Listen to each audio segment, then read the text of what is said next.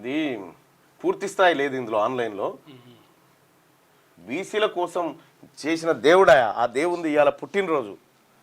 పుంజాల శివశంకర్ బీసీల దేవుడు, బీసీలకు అంబేద్కరే ఓ రకంగా.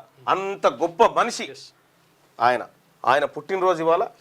ఆయన పుట్టినరోజు కార్యక్రమం కాంగ్రెస్ పార్టీలో పార్టీ ఫిరాయింపుల నిరోధక చట్టాన్ని డ్రాఫ్టింగ్ చేసింది ఆయనే. రాజీవ్ గాంధీ గారు ఈయన కప్పచెప్తే ఈయన డ్రాఫ్టింగ్ చేసి ఇచ్చింది. సరే దాన్ని ఇలా తుంగలో దొక్కిరు. రాజీవ్ గాంధీ గారు బతుకున్నా ఒకసారి ఏం జరిగింది ఎరికేనా? ఈయన పుంజాల శివశంకర్ గారు స్విట్జర్లాండ్ దేశంలో కుటుంబంతో సహా పర్యటనకు పోయిండు.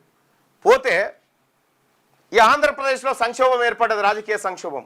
ఇందిరాగాంధీ గారు ఆయనకు ఫోన్ చేసి Shivshankar you go and take oath అని చెప్పింది.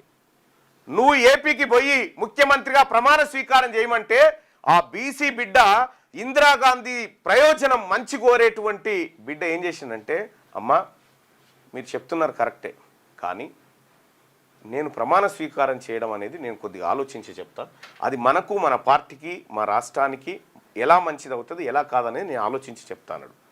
చెప్తా అంటే వెంటనే ఆయన ఇక్కడికి వచ్చిన తర్వాత, అమ్మ నేను కాదు టి అంజయ్య అని ఉన్నాడు. ఓకే, టి అంజయ్య గారిని మీరు ముఖ్యమంత్రిని చేయండి అమ్మా. ఆయన ఇంకా వెనుకబడ్డ అది దళిత సామాజిక వర్గానికి సంబంధించిన బిడ్డ, ఆయనను చేయండి అని చెప్పిండు.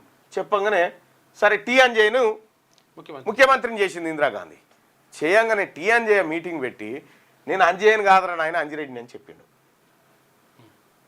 నేను రెడ్డి సామాజిక వర్గానికి సంబంధించినటువంటి వ్యక్తిని చెప్తే ఇందిరాగాంధీ గారు శివశంకర్ మీద కొద్దిగా కోపానికి వచ్చింది.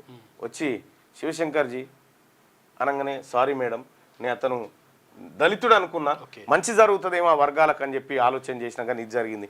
ఇప్పట్లో నాకు కావాలి ముఖ్యమంత్రి పదవి, నాకు కావాలని కొట్లాడేటోళ్ళే. శివశంకర్ కాళ్ళ దగ్గరికి వస్తే కూడా అమ్మా నీ ఆలోచించి చేద్దామనేటువంటి చెప్పినటువంటి మహా గొప్ప నాయకుడు పుంజాల శివశంకర్.